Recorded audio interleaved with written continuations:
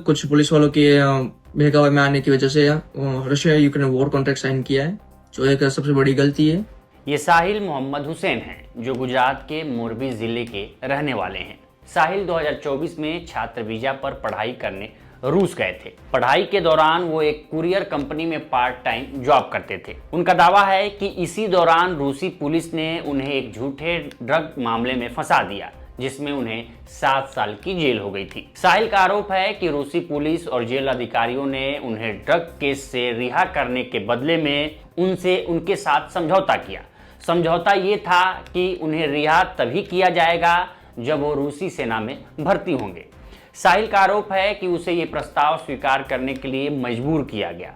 उसने आरोप लगाया कि मात्र 15 दिनों के प्रशिक्षण के बाद उसे सीधे यूक्रेन के साथ युद्ध मोर्चे पर भेज दिया गया।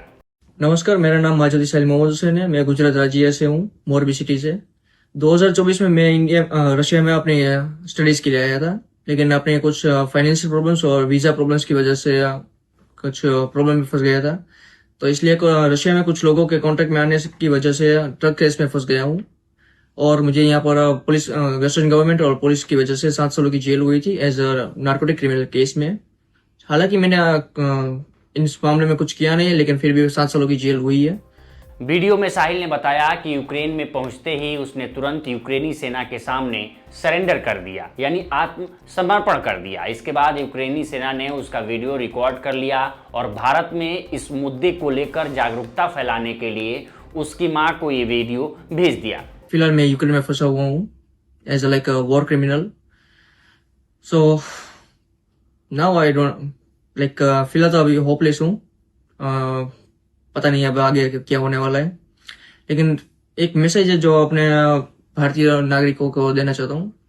जो कोई स्टूडेंट रशिया में आ रहा है अपनी हाई स्टडीज के लिए या फिर वर्क के लिए, बी केयरफुल, बिकॉज यहाँ पर बहुत सारे स्कैमर्स है, बहुत सारे like criminal cases, like narcotic cases and another illegal cases बहुत सारे, तो अपना ध्यान रखें। मीडिया रिपोर्ट्स के मुताबिक साहिल की मां ने अपने बेटे की सुरक्षित वापसी के लिए दिल्ली की एक अदालत में याचिका दायर की है। मामले की अगली सुनवाई फरवरी में होनी है। परिवार का आरोप है कि साहिल को दबाव और जबरदस्ती सेना में भर्ती किया गया था। एक अन्य वीडियो में साहिल ने दावा किया कि रूस में कम से कम 700 लोगों को झूठे ड्रग केस के आरोपों में जेल भेजा गया है और उन्हें सेना में भर्ती होने का विकल्प दिया गया। उन्होंने कहा कि मैंने कोई अपराध नहीं किया और मैंने ये फैसला सिर्फ मामले से छुटकारा पाने के लिए लिया है। अपील करना चाहता हूँ अपने गवर्नमेंट से, इंडियन गवर्नमेंट, अपने प्राइम मिनिस्टर मोदी साहब से और अपने एस जयशंकर साहब से, हो सके तो मदद करी जाए। That's all. बता दें, इसी 5 दिसंबर को विदेश सचिव विक्रम मिश्री ने कहा था कि भारतीय सरकार रूसी सेना में भर्ती हुए भारतीय नागरिकों की रिहाई के लिए सक्रिय रूप से काम कर रही है। उन्होंने कहा कि प्रधानमंत्री नरेंद्र मोदी ने राष्ट्रपति व्लादिमीर पुतिन के समक्ष ये मुद्दा उठाया है और भारतीय नागरिकों की शीघ्र रिहाई के लिए बातचीत जारी है। विदेश सचिव ने भारतीय नागरिकों को स्पष्ट रूप से चेतावनी भी दी थी कि वे किसी भी परिस्थिति में रूसी सेना में शामिल होने के प्रस्तावों से दूर रहें। उन्होंने कहा कि हमें ऐसे कई मामले देखने को मिल रहे हैं जहां लोग वहां फंसे हुए हैं और उन्हें भारत वापस लाने की अपील की जा रही है। This particular agreement doesn't have specific reference to that. In any case, I can share with you that this issue of the recruitment of Indian citizens into the Russian armed forces was broached by the Prime Minister, and our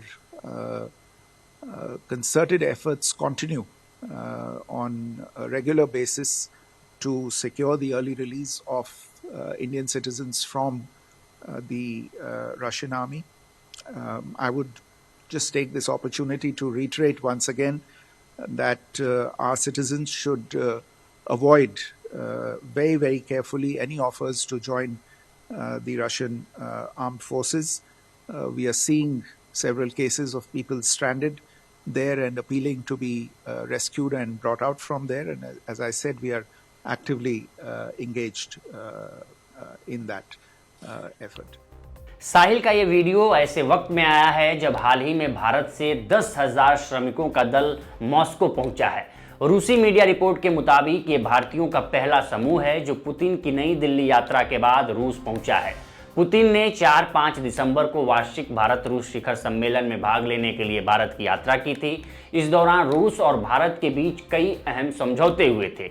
इसमें भारत के मजदूरों के लिए रूस का दरवाजा खोलना शामिल था।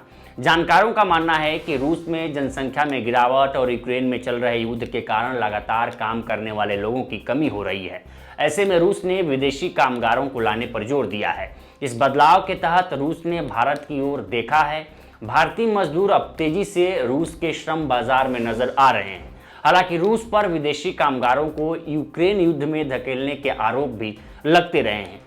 ऐसे में सवाल है कि आखिर भारत सरकार ये कैसे सुनिश्चित कर रही है कि जिन 10,000 भारतीय युवाओं को रूस भेजा गया है उनका इस्तेमाल सेना के रूप में रूस ना करे। तो फिलहाल इस रिपोर्ट में इतना ही। इस पर आपकी क्या राय है हमें कमेंट कर सेक्शन में जरूर बताएं। बाकी देश दुनिया की तमाम खबरों के लिए बने रहें लोकमत हिंदी के साथ। नमस्कार।